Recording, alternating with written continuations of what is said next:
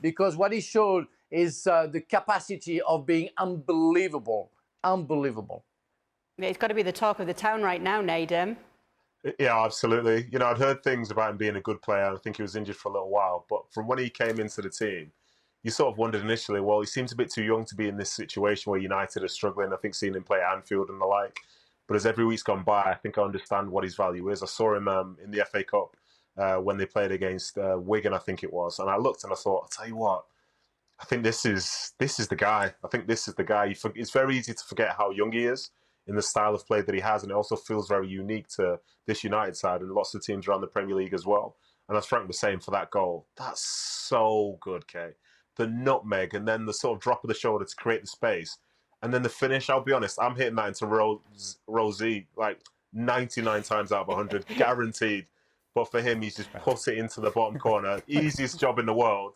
And then just done a celebration with the arms out and everything. It's top.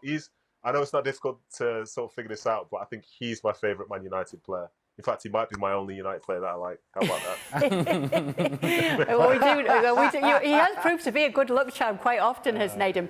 Maybe he's been sneaking into games so far in 2024 because they've not lost in the calendar year, Nadim. And we were also hearing Erik ten Hag saying ahead of this game that this is possibly his best lineup. He's got players back now. He's been able to play this 11 together. Could things be looking up for them in 2024? Yeah, they definitely could be. And I think even after the game yesterday, he spoke about some of the positives, but then there are alarming negatives. But the fact that it was 3-3, you know, literally a couple of minutes before Mainoo has to scores that goal, they've given up a lead like that. And I think those sorts of troubles might affect them going forward. But you can see that he has a belief in the side that's out there now. Some of the partnerships, whether it's Martinez and Varane, or you're seeing Luke Shaw back in there, Luke Shaw and Rashford down that left-hand side. He's clearly happy, he has a belief, but then so are a lot of managers at this point because a lot of players are coming back into their teams now, whether it's through injury or, say, being away on AFCON or, say, the Asian Cup as well. So, yeah, United, they are looking good, they are looking up, but they're still a long way away from where they'd like to be. And I think they'll be relying on a few teams to really fall backwards if they want to be in contention come the end of the season. It's amazing how one outstanding individual moment from Kobbie Mainoo covers everything else for Manchester United. Because imagine, I can only speak for this show. I don't know about anywhere else. I can only speak for this show. Imagine if indeed the game ends up 3-3. What our conversation would be, what our rhetoric would be, the information coming out of the studio, the criticism coming out of the studio, and certainly the criticism going around Manchester United and Ten Hag, given the fact that the game went the way it did and how they would have allowed Wolves to come back into the match twice. The conversation would have been far different. Kobbie Mainoo comes in and scores a goal in the manner in which he did, and now we're talking about things are looking up for Manchester United.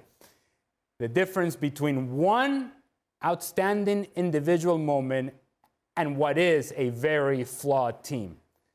That moment covered and masked everything else that happened in that game.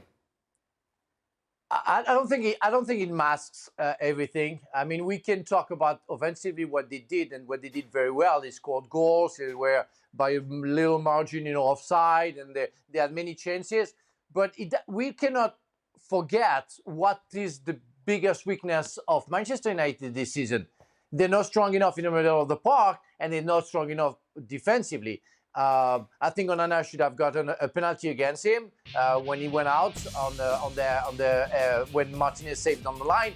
And there are so many defensive situations where they were really in trouble. And even if Shaw, Martinez, Varane came back and supposedly are better than the others, I mean, I wasn't reassured that Ten Hag has solved the defensive problems, issue that he has with his team. We might see that next week and talk about the fact that they lost because they made so many mistakes. Offensively, they seem to be armed, but defensively, it's still a big mess. And we could have talked about that if Mainoo didn't have scored that fantastic goal. My point is just it changes the dynamic and the feeling, and so the perception and just kind of the rhetoric and the questions to Ten Hag are with a different tone because you've won the game. But there is a lot about this team that is very, very flawed.